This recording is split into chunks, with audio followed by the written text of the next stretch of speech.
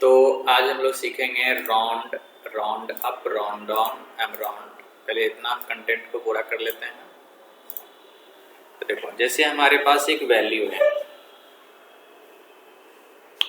Amount, amount डाल देते हैं।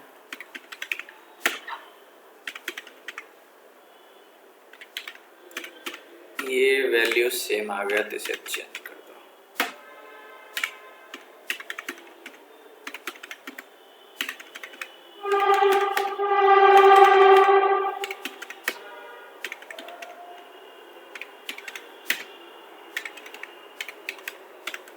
ठीक है, अब हम इसमें सीखते हैं राउंड अप, राउंड डाउन। पहले हम यहाँ लगाते हैं राउंड।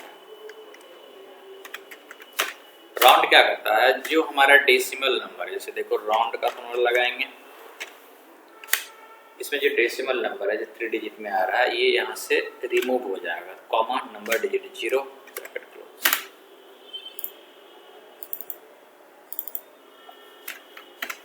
तो देखो ये क्या किया, यहाँ से 0 का मतलब ये है कि हमें डेसिमल नंबर नहीं चाहिए। तो 1524 इसलिए आ रहा है क्योंकि ये जो नंबर है डेसिमल के बाद देखो सारे डिजिट हमारे क्या है ना 50 से बिलो है, इसलिए इंक्रीज नहीं कर रहा। और ये देखो हमारा 95, ये 95, ये हमारा क्या है ना 50 से अबव है, तो इसे क्या कर रहा है 1452 को 1453 बना दे रहा है। ठीक है, अगर यहाँ हम वैल्यू चेंज कर देते हैं 6 कर देते हैं, तो क्या कर रहा है ये 53। मतलब कि अगर पैसे में अगर हमारा अमाउंट है 50 पैसे से ज़्यादा है, ठीक है, तो उसको क्या करेगा, पहले वाले वैल्यू में हमारा जो 1 प्लस कर देगा। ठीक है, अब हम सीखते हैं राउंड अप।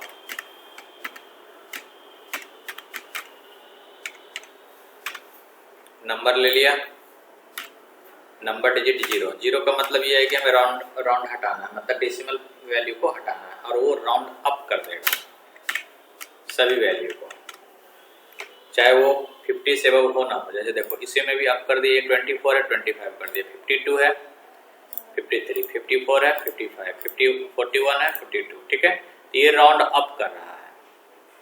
अब राउंड डाउन,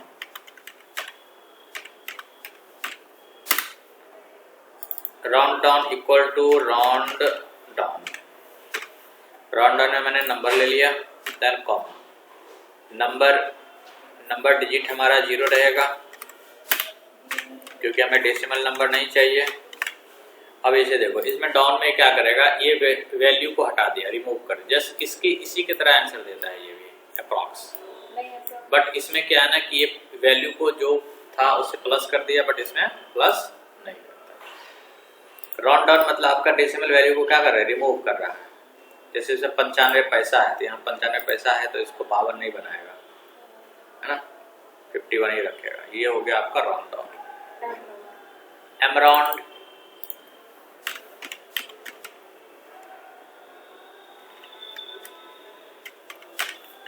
एम राउंड में हम क्या कर सकते हैं, 5 के मल्टीपल में या फिर 10 के मल्टीपल में राउंड कर सकते हैं, या 2 के मल्टीपल में भी कर सकते हैं। बस मैं आपको 2 एग्जांपल दिखा रहा हूँ। एम राउंड,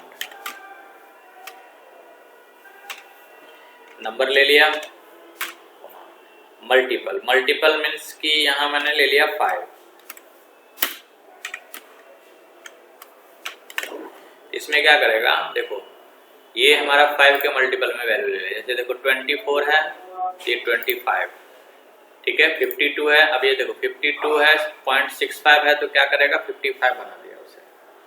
ठीक है, यहाँ देखो 40 कर दिया इसको, मतलब 5 के मल्टीपल मतलब या तो जो नियरेस्ट वैल्यू आ रहा है उसके नियरेस्ट आएगा।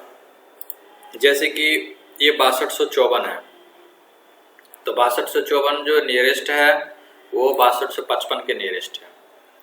ठीक है, अब यहाँ पे देखो 1452.95 ये है ना, तो ये आपका आ गया 50 इसके नियरेस्ट में। समझ में आया कुछ? हाँ, यूज का होता है, यूज होता है, जैसे आपको 5 के मल्टीपल में लेना है, वैल्यू राउंड करना है ना, मतलब आपके पास ये नहीं कि रुपया में 1-2 नहीं लेना, जस्ट या तो 5 ही रुपया आएगा, नहीं तो 10 ही आएगा। ठीक है, अब इसको हम मान लो कि 10 के मल्टीपल में ले लेते हैं, 10 कर देते हैं। तो देखो सारे में 0 0 आ रहे हैं 10 के मल्टीपल में। इसे क्या कर दिया 20 कर दिया, मतलब 4 रुपया कम कर दिया इसमें से, 4 रुपया 21 पैसा। इसमें क्या क्या 2 रुपया 65 पैसा कम कर दिया, इसमें भी 4 रुपया 35 पैसा कम कर दिया, इसमें भी कम कर दिया, सभी में कम कर रहा है ना। तो अगर मान लो हम इसे 55 कर देते हैं, 5 कर देते हैं, तो क्या कर रहा है ये इंक्रीज कर दे रहा है। ठीक है, तो जो नियरेस्ट आएगा उसके अकॉर्डिंग हमारा आंसर देगा। तो ये हो गया round round up round up. अब सब्स्टिट्यूट यूज करते हैं। सब्स्टिट्यूट क्या करता है, दो चीजों को आपस में रिप्लेसमेंट का काम करता है। देखो मैंने यहाँ लिखा, यहाँ से एक डेटा ले लेते हैं नाम,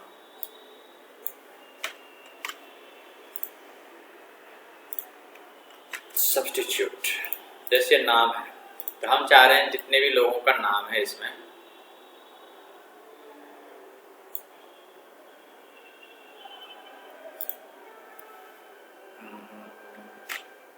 equal to substitute old text.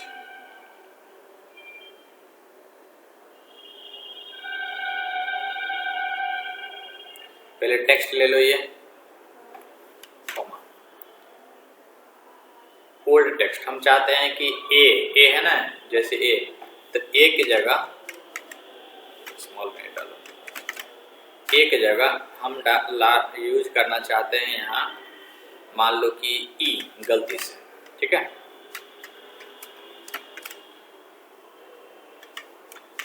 तो जहां जहां ए है, जहां जहां ए होगा है ना, उसमें ई आ जाएगा।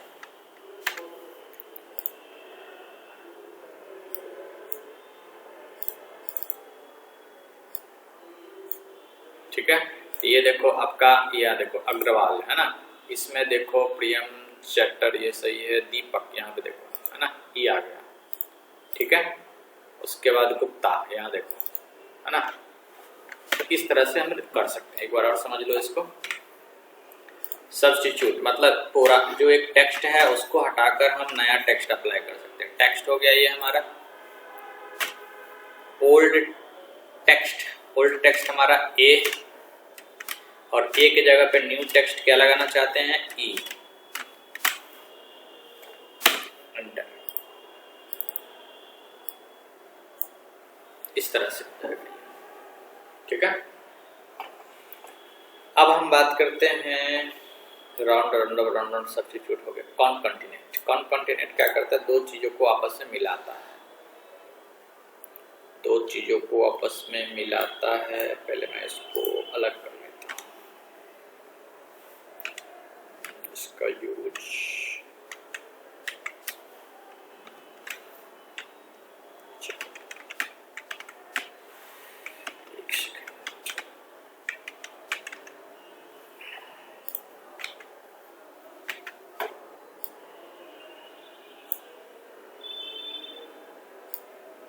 ऐसे ही कॉपी पेस्ट कर लेते हैं, कॉपी देन पेस्ट कर लेते हैं,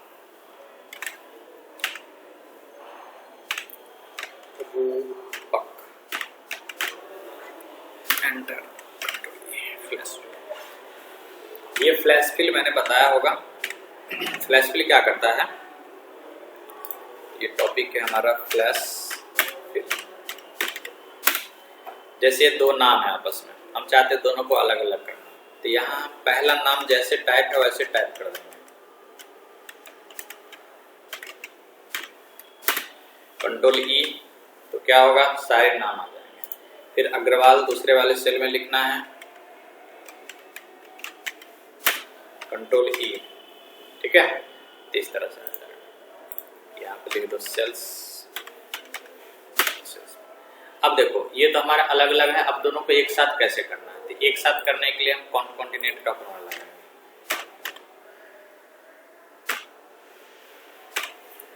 टेक्स्ट 1 पूछ रहा है तो टेक्स्ट 1 में ये ले लिया कॉप, टेक्स्ट 2 पूछ रहा है टेक्स्ट 2 में ये ले लिया। मतलब हम बहुत सारे जो टेक्स्ट होंगे उसको एक साथ ऐड ऑन करना, जोड़ना है। तो देखो इस तरह से हमारा आ गया, इसमें स्पेस दे दो, डबल क्लिक करो। एक में भी स्पेस नहीं आ रहा था, स्पेस लेने के लिए क्या करना है, इक्वल टू कॉनकॉन्टिनेंट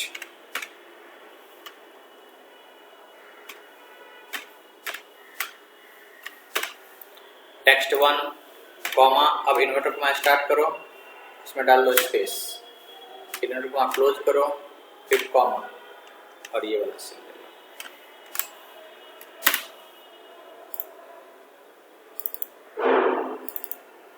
है ना, तो ये सेल आ गया, फिर बीच में क्या आ गया, स्पेस आ गया, फिर ये वाला सेल आ गया। इस तरह से अप्लाई कर सकते हैं। तो फ्लैश फिल भी समझ गए, कॉन्टिन्यूटी भी समझ गए। तो बताओ इतना में कोई इशू? अब हम सीखते हैं D max, D mean, D average. जैसे ही हमारे पास डेटा है,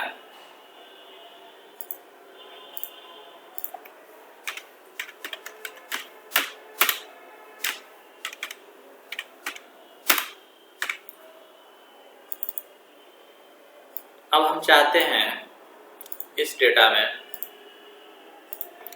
अगर हमारा टोटल कितना सेल्स हो रहा है, तो अगर हम ऐसे सम करते हैं तो ये आ रहा है। ठीक है, अब हम ये देखना चाहते हैं कि बीच में हमारा टोटल ये है, बीच में भी ये अमाउंट है, बीच में हमारा मैक्सिमम अमाउंट कौन सा है? रूट्स में ले लेंगे बीच,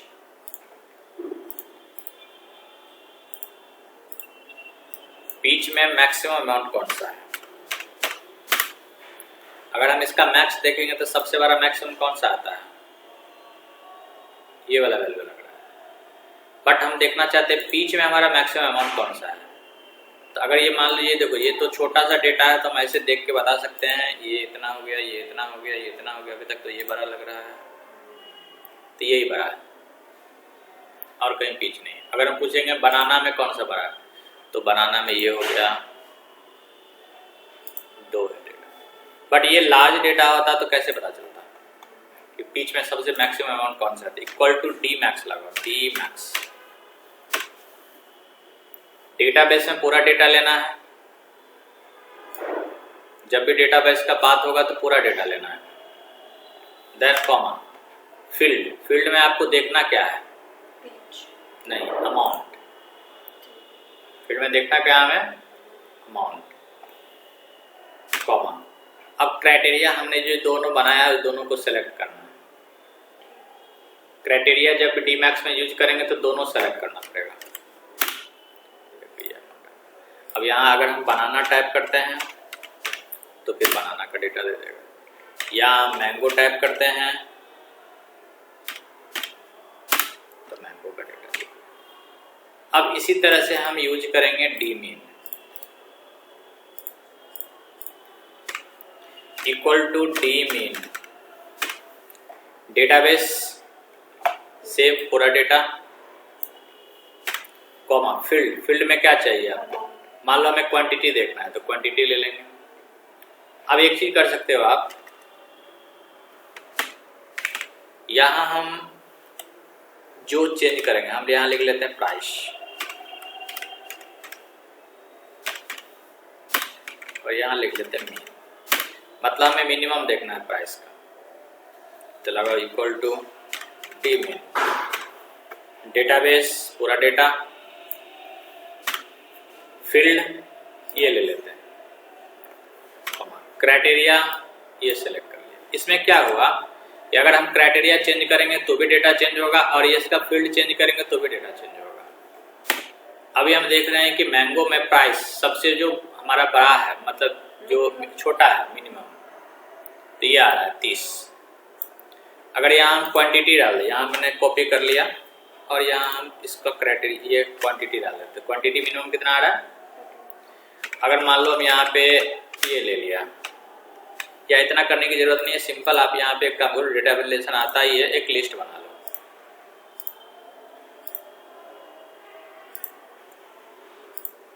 लिस्ट, और लिस्ट में हमने ले लिया ये तीनों, देन ओके। तो क्या होगा अभी देखो, यहाँ भी लिस्ट बना सकते हैं हम फ्रूट्स का, और यहाँ पे देखो, यहाँ पे अगर हम प्राइस देखते हैं तो कितना आ रहा है मिनिमम, यहाँ हम अमाउंट देते हैं तो मिनिमम कितना आ रहा है, और यहाँ से हम एप्पल टाइप कर देते हैं। तो इस तरह से हमारे डिफरेंट डेटाबेस में काम करता है। ये हमारा डी मैक्स हो गया और ये हमारा डी मीन हो गया। अब इसी तरह से डी एवरेज भी सीख सकते हैं, सभी का पैरामीटर सेम होता है। Equal to D average. Average मतलब एवरेज करेगा, जैसे एप्पल में टोटल अमाउंट को अगर हम एवरेज मतलब हमें ये देखना है कि एप्पल में जितने भी अमाउंट है वो 4 बार है, तो सभी अमाउंट को प्लस कर लेगा, सम कर लेगा, उसको 4 से डिवाइड कर देगा। तो हम इसका डेटाबेस पहले सेलेक्ट कर लेते हैं। फील्ड ये रहेगा, है ना, क्राइटेरिया ये दोनों रहेगा। तो इसका एवरेज इतना आ रहा है एप्पल में। एवरेज किसका? तो अमाउंट का। अगर यहाँ क्वांटिटी का एवरेज देखें एप्पल का तो इसका इतना आ रहा है। अगर हम एवरेज देखें पीच का,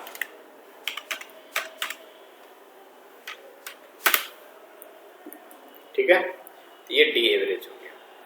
तो इस तरह से हमने इतना सारा टॉपिक करा, round round up round down, concurrent, D max, D average, D मिन, डी गेट हम लोग कर लेते हैं। ये भी छोटा सा टॉपिक है, कंप्लीट ही कर लेते हैं इसको भी। डी गेट, डी गेट क्या करता है?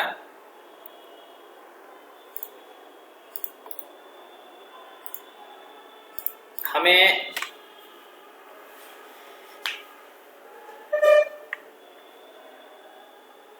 यहां एक क्राइटेरिया ले लेते हैं।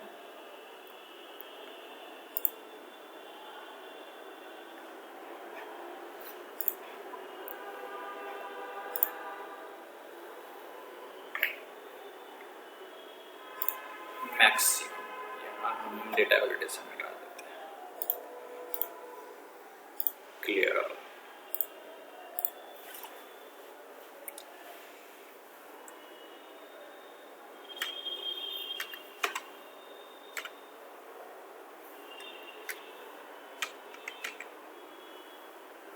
अमाउंट,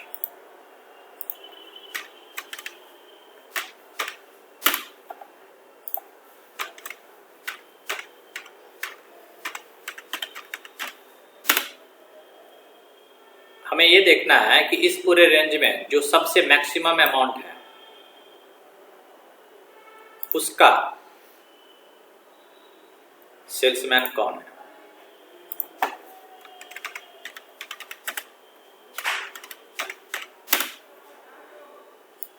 मतलब इस डेटाबेस में जो मैक्सिमम अमाउंट है उसका सेल्समैन कौन है। तो हम देख रहे हैं कि मैक्सिमम यही अमाउंट लग रहा है, इसका सेल्समैन दीपक है। बट ये लाएंगे कैसे? छोटा सा डेटा है तो पता चल गया। यहां लगाएंगे equal to D get, database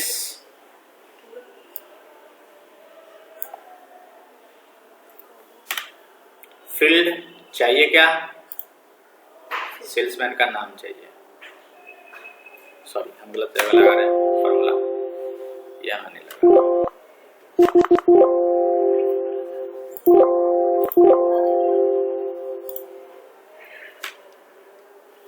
यहां मैक्स निकाल लेते हैं।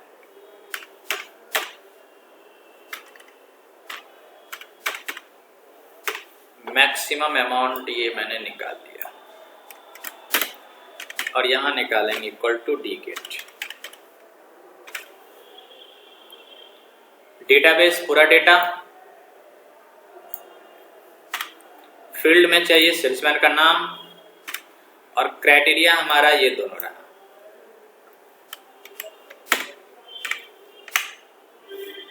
है ना। और यहां अगर हम मीन लगाते हैं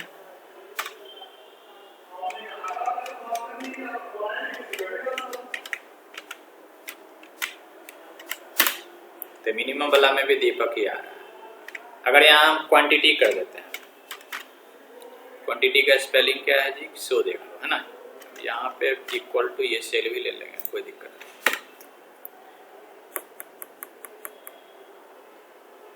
सर 300 क्वांटिटी तो मिनिमम चेंज करना पड़ेगा फॉर्मूला, है ना। तो इसके अकॉर्डिंग हम सभी डेटा को